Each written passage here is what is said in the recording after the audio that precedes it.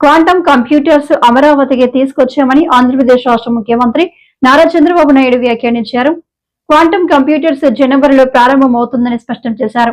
భావితరాల భవిష్యత్తు కోసం పనిచేస్తున్నామని ఉద్ఘాటించారు. సంక్షేమం, అభివృద్ధి, సుపరిపాలనతో ఏపీ బ్రాండ్ ని బిల్డప్ చేస్తామని పేర్కొన్నారు. వీళ్ళు కాకుండా కాబోయే పారిశ్రామికవేత్తలు వాళ్ళందరినీ కూడా లైన్లోకి రమ్మన్నాం. ఇంకొక పక్క నేను పనిచేసేది భావితరాల భవిష్యత్తు కోసం. ఇక్కడే పిల్లలున్నారు, 7వ తరగతో 8వ తరగతి చదువుకుంటున్నారు. మీరు చదువు పూర్తయ్యే కొందికి మీరు ఎక్కడికి పోయే పని లేకుండా మీ ఊర్లో కానీ మీ ప్రాంతంలో ఉద్యోగాలు ఇప్పించే బాధ్యత నాది. అదే మాదిరిగా ముందందరం కష్టపడేవాళ్ళం.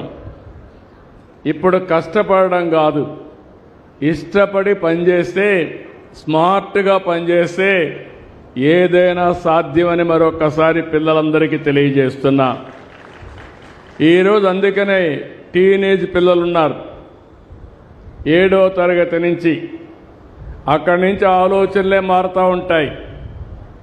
అందుకనే మిమ్మల్ని అందరినీ కూడా ప్రభుత్వంలో భాగస్వాములు చేయాలనుకుంటున్నాను. నేను తీసుకునే ప్రభుత్వ విధానాలు ఈ పిల్లల కోసం, భావితరాల కోసం, వాళ్ళు కూడా భవిష్యత్తులో విధాన నిర్ణయాల్లో భాగస్వాములు చేస్తానని మరొకసారి పిల్లలందరికీ విజ్ఞప్తి చేస్తున్నా. మీరు కూడా దీన్ని ఉపయోగించుకోవాలి. ఏ విధంగా ఉపయోగించుకుంటారో చెప్తాను. ఈరోజు నా జీవితంలో చాలా హ్యాపీయెస్ట్ డే. ఎందుకు ఆ మాట అంటున్నానంటే 87 ప్లేసెస్లో ఒక నూతనమైన కాన్సెప్ట్ కోసం, 1 ఫ్యామిలీ 1 ఆంటర్ప్రెన్యూర్, అందరూ ఉద్యోగాలు ఇస్తూ ఉంటారు. నేను ఉద్యోగమే కాదు, నిన్ను పారిశ్రామికవేత్తగా చేస్తానని చెప్పిన మొట్టమొదటి ప్రభుత్వం తెలుగుదేశం ఎన్డీఏ ప్రభుత్వం. అలాంటి ఒక హిస్టారికల్ డే. అనేక సార్లు నేను ముఖ్యమంత్రి అయ్యాను, అనేక పెట్టుబడులు తీసుకొచ్చాం. అందరూ మాటలు చెప్తారు, నేను చేసిన పనులే నాకు సాక్ష్యాలు.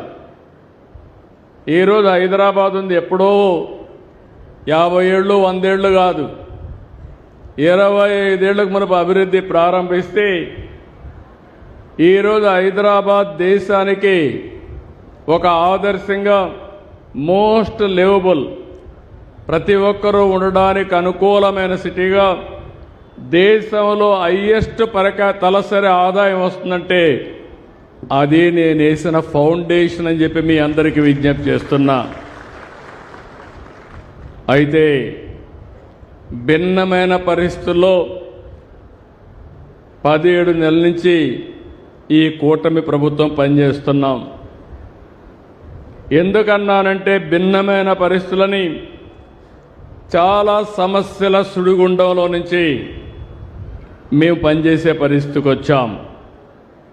పెట్టుబడుల కోసం, మన యువత భవిష్యత్తు కోసం కన్న కలలు ఒక్కొక్కటి నిజం అవుతున్నాయి. ఎన్నికల సమయంలో ఒక మాట చెప్పాను.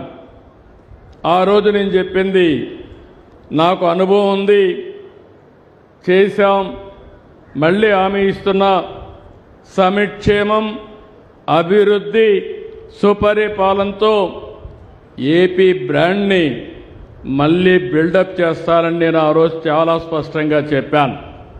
అది ఇప్పటికి కూడా మీకు జ్ఞాపకం ఉంటుంది.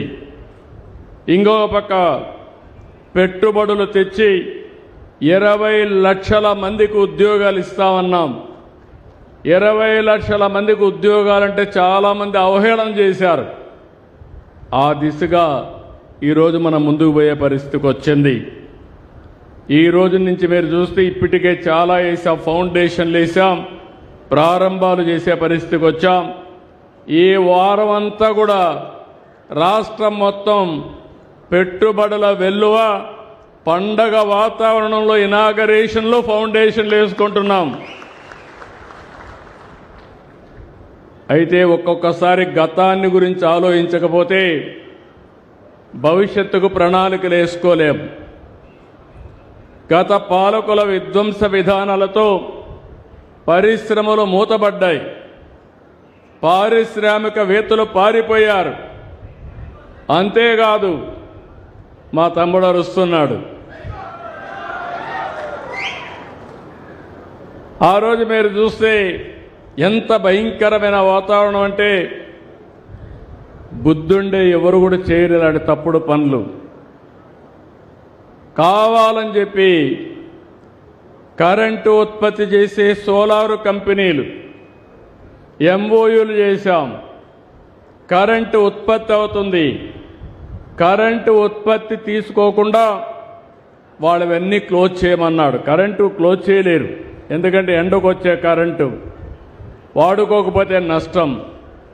గవర్నమెంట్కి ఒక ఆబ్లిగేషన్ ఉంది, ఆ ఆబ్లిగేషన్ ఒకవేళ వాడుకోకపోతే వాళ్లకు నష్టపరిహారం కట్టియాలి. ఎవరు చెప్పినా వినలేదు, వితండవాది.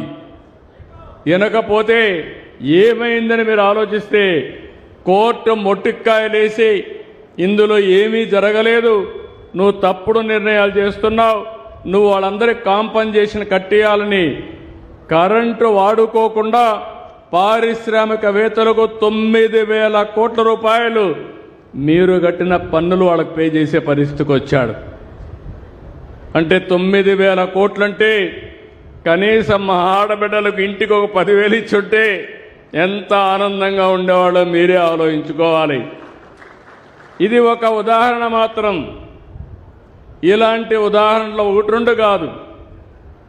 ఏదైతే ప్రజావేదిక కూల్చడంలో ప్రారంభించిన విధ్వంసం రాష్ట్రమంతా కూడా కొనసాగే పరిస్థితికి వచ్చింది. దాంతో ఈరోజు ఆదాయ వనరులు లేకుండా రాష్ట్రం అన్ని విధాల సంక్షోభంలో చిక్కుకుపోయింది. ఈరోజు మీరు చూస్తే నాకు అనుభవం ఉంది, అన్నీ తెలిసిన డాక్టర్ని, నాకే నాడి అంతుబట్టలేదు. మీరు ఆ విషయం గుర్తుపెట్టుకోవాలి. అంటే అన్ని రోగాలతో రాష్ట్రాన్ని ఎక్కడికక్కడ భ్రష్టు పట్టించే పరిస్థితికి వచ్చారు. ఇప్పటికి కూడా మీరు అనుకుంటారు అన్నీ అయిపోతున్నాయని.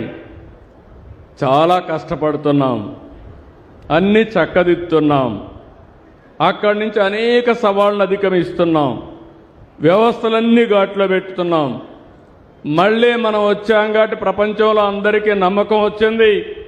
నేను కూడా పోయి చెప్పాను, రాబోయే రోజుల్లో మీకు ఇబ్బందులు ఉండవు, ఇది నా గ్యారంటీ, ఇది మా రాష్ట్రం, తప్పకుండా మీకు అండగా ఉంటానని హామీ ఇచ్చాను. దాంతో మళ్ళీ బ్రాండ్, ఒకప్పుడు ఏపీ అంటే చీచీ అనేవాళ్ళు, ఇప్పుడు ఏపీ అంటే భలే భలే అనే పరిస్థితికి వచ్చారు. ఇప్పుడే మీరు చూశారు, రిలయన్స్ మొదలుకొని అందరూ క్యూ కట్టే పరిస్థితికి వచ్చారంటే ఒకప్పుడు ఈజ్ ఆఫ్ డూయింగ్ బిజినెస్ అన్నా ఇప్పుడు స్పీడ్ ఆఫ్ డూయింగ్ బిజినెస్ అని సెప్టెంబర్లో ప్రారంభించిన ప్రక్రియని ఫిబ్రవరిలో ఇనాగరేషన్ చేస్తున్నారంటే అది ఈ ప్రభుత్వ విధానం అని మరొక్కసారి